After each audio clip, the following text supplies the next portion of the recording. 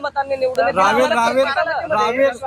भाजपनं सुनेत्र पवारांना उमेदवारी द्यायचं असं ठरवलं असं दिसतंय. दुसरीकडे तुमच्या घरामध्ये उमेदवारी देण्यात आलेली आहे. म्हणजे जाणून बुजून 2 मतदारसंघांमध्ये राष्ट्रवादी काँग्रेस शरद पवारांना गटाला रोखण्यासाठी घरात उमेदवारी दिली गेली असं तुम्हाला वाटतं? भारतीय जनता पार्टीचा आधीपासून जर तुम्ही बघितलं तर तोडा आणि फोडा ही विचारधारा आहेच. त्यांनी प्रत्येकामध्ये आताही तुम्ही बघितलं असेल तर पारिवारिक पक्षामध्ये वाद लावण्याचं काम त्यांनी केलंच आहे. पहिले शिवसेना फोडली, नंतर आमचे राष्ट्रवादी काँग्रेस पक्ष फोडलाय. त्याच्यामुळे तोडा आणि फोडा आणि राज्य करा ही संकल्पना त्यांची आजही दिसतेच आहे.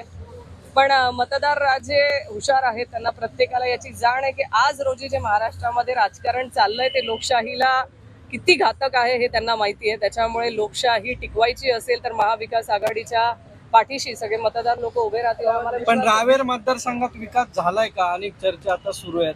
खासदार बऱ्याच वेळा अमृत नोनी आर्थो प्लस, ये एक प्रूवन फॉर्मूला है। इसमें मौजूद नोनी फल के गुण और आयुर्वेदिक जड़ी बूटियां शरीर को जरूरी पोषक तत्व देने के साथ साथ हड्डियों और जोड़ों के घिसने, उनमें होने वाले सूजन और दर्द को रोकने में मदद करता है। दर्द मुक्त जीवन के लिए अमृत नोनी ऑर्थो प्लस। फिरल्या नाही, काय वाटतं तुम्हाला?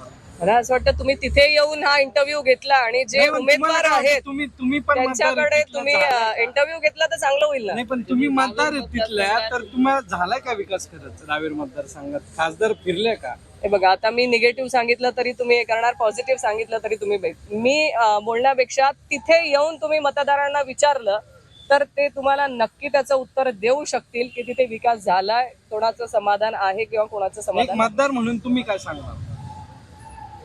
मतदार म्हणून काय वाटतं? मतदार म्हणून मला काय करायचंय ते तर मी नाही, मतपेटीतून मतदार आमचं म्हणून काय दिसेलच वाटतं? की. विकास झालाय की नाही झालाय?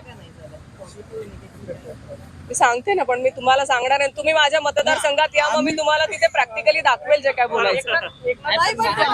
मतदार झालाय. माझ्या मतदारसंघात आल्यावर नक्की सांगेल. त्याच्यासाठी तुम्हाला तिकडे यायचंय. मी तुम्हाला सगळ्यांना विनंती करते, माझ्या मतदारसंघात तिकडे या आणि विकास झालाय की नाही झालाय हा तुम्ही नक्की बघायला या. कधीपासून सभांना सुरुवात करतील त्या मतदारसंघामध्ये महाविकास आघाडीचे उमेदवार निवडून येईल यासाठी एकनाथ खडसे कसे प्रयत्न करतात? आम्ही पक्षाच्या बाजूने आहोतच आणि पक्षाच्या. तर एकनाथ खडसे यांची कन्या रोहिणी खडसे बोलत होत्या. शरद पवारांच्या निवासस्थानी बैठकांना आता वेग आलेल्या, त्या बैठकीला त्या उपस्थित होत्या.